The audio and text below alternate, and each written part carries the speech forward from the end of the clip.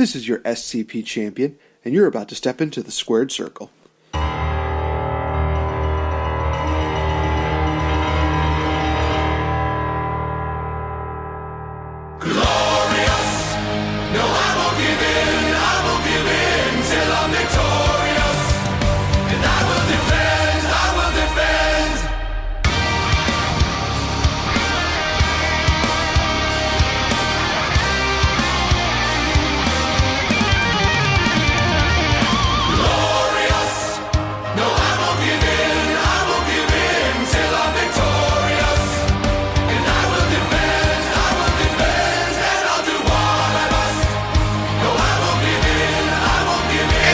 Oh, this song is beautiful, and it gets more beautiful every single time I hear it. What is going on, guys? This is Nate the Effing Great, of course, representing the Squirt Circle Podcast and Evolve Productions. As always, on Spreaker.com, iTunes, Player.fm, PodDirectory.com, Stitcher.com, TuneIn Radio, IW Nerd, Satchel Podcast Player for your Android and smartphones, and of course, Mr. NTG 1990 on YouTube. And welcome to an exciting edition. This is the Survivor Series NXT Takeover Toronto review, you guys. Both events I've seen, and in all honesty, this has been a lot better than I could have ever anticipated. So let's just not even waste any time. Let's go right into it. NXT Takeover Toronto. We kick off with the matchup between the glorious one, Bobby Roode, taking on Ty Dillinger.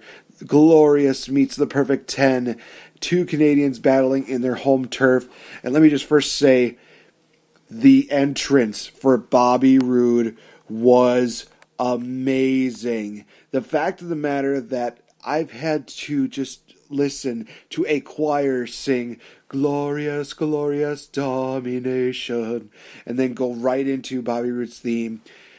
I said it on Facebook. I smiled. I cried. It gave me so much emotion. It was beautiful. I loved every single bit of it. Ty Dillinger had a great entrance as well. And the matchup was great. I mean, the crowd was into it. Of course, it's because they're both from Canada, maybe. But they were really into it. Both of these guys deserve their hats off. If I could, I would have labeled this as match of the night. Unfortunately, I couldn't. The thing is that there were two other matches that were better. And unfortunately, there were two matches that kind of disappointed me. But I will get into that in just a minute. It ended with Bobby Roode hitting his glorious DDT.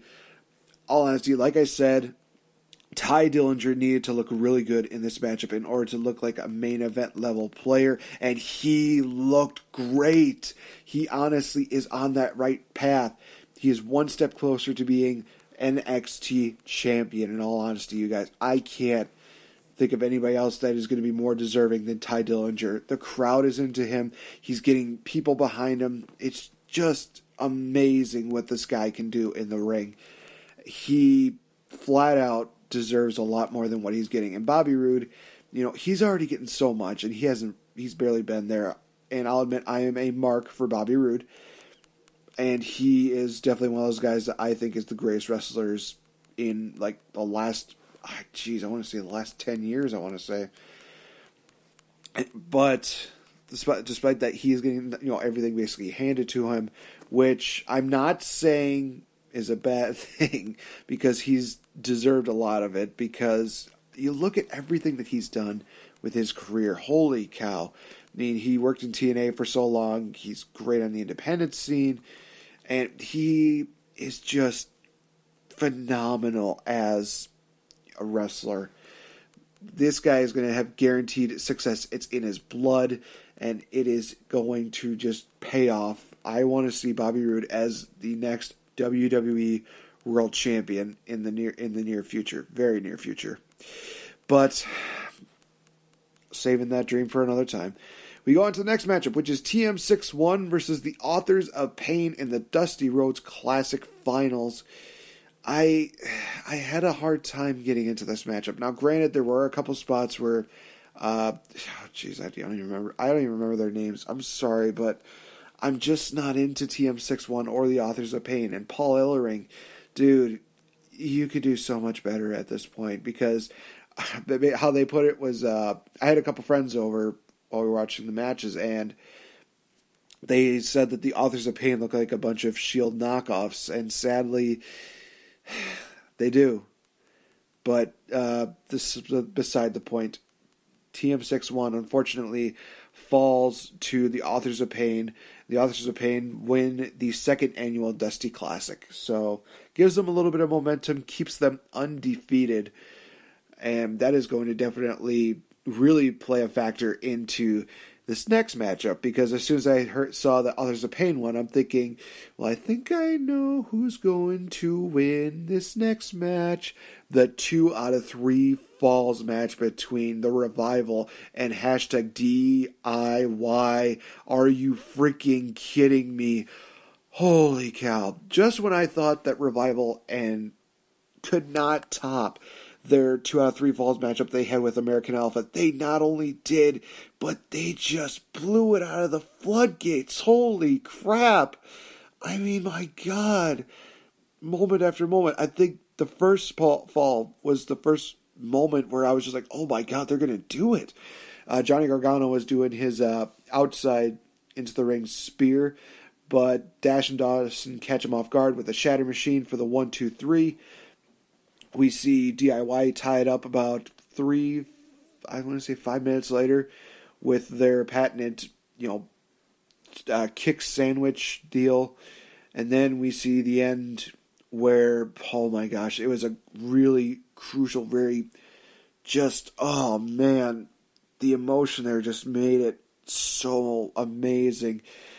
This matchup is definitely a match of the night for a reason. The ending where Johnny Gargano and Tommaso Ciampa lock in 2 submission maneuvers, and we see we see Dash and Dawson. They're basically trying so hard not to tap out. They're grabbing each other. They're just grabbing the mat. They're grabbing each other, grabbing the mat, grabbing each other's arms. But finally, they have to tap out. And we see Tommaso Ciampa and Johnny Gargano become the new NXT Tag Team Champions. Well deserved. These guys, oh man, they need to go on the main roster. And so do the Revival at this point. Jeez Louise. You look at these two teams, and they definitely deserve to be on a bigger stage, and they definitely deserve to showcase their talents on a higher level. Because NXT is a great breeding ground, but at the same time, there are a lot of these guys who definitely deserve a lot more. I'm being fair here.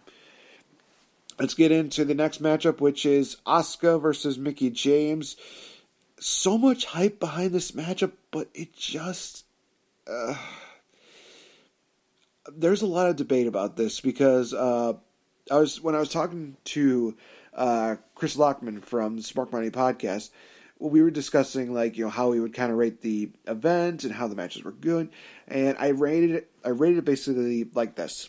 I said that from best match to worst matchup, it went the 2 out of 3 falls tag match, Nakamura Joe, the Bobby Roode Ty Dillinger matchup, Mickie James versus Asuka, and the Dusty Rhodes Classic final match.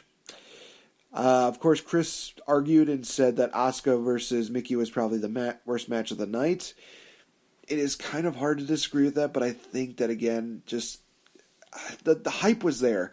And I gave them a little more credit, because that German that Mickie took on the outside, holy cow, I was thinking she's got to be out cold. You saw her eyes just did not even move. Her body, she was definitely breathing, but you just saw it was like, oh my God, she looks like she just got destroyed. And basically, I just don't think that people really got into the matchup, really. And I had a hard time getting into the matchup, too. It was just not really something that I was expecting to happen, but it's just not one of those things I really liked. I don't know what it was with it, but it just was not well done, I guess you could say. I don't know. It just, something about it just felt off. We see Asuka lock in the Asuka lock on Mickie, who eventually taps out. Mickie tries to offer her hand in a sign of respect. Asuka raises the belt above her head, basically saying, I'm the winner, you're the loser. And Mickie kind of stands there with this kind of look of like, wow, What a bitch. It kind of did look like that. But something tells me that they are going to probably compete against each other in the future, because I know Mickey has mentioned that she wants to come back possibly under full-time, which would be kind of cool. I don't know. I don't know how I'd feel about a rematch. If it goes better, that's great. I know that there are a lot of rivalries that get better as the matches progress. Best one was CM Punk versus John Morrison. Everybody remember that feud? Remember when Morrison was the ECW champion? Yeah, I know some people are trying to forget that. I'm sorry. But their last matchup that they had, it was CM Punk's last chance. That matchup was magical. Everything clicked, everything worked, everything flowed. And it just was the ultimate payoff of CM Punk winning. And it was just a great matchup all in all. But I'm hoping for the same thing if they do Asuka versus Mickey 2. I think that they tried doing that with Bayley versus Asuka, but I don't know. It just did not feel didn't feel like it worked out that well. But we go on to the main event, which was Samoa Joe taking on Shinsuke Nakamura for the NXT Championship. Holy cow. This matchup was a street fight from the get-go with no weapons at all. They were just beating each other out in the crowd. Samoa Joe would just try to take out Nakamura's leg, just doing so much to each other, and it was a really good matchup. In all honesty, this beats their first encounter by leaps and bounds. The emotion was there, the intensity was there, everything that you could ever want. This matchup delivered in a big way. It was really good. Nakamura hits the Kinshasa, I think at least 3-4 times during the matchup. The second big time that he hit it on Samoa Joe basically fell out of the ring.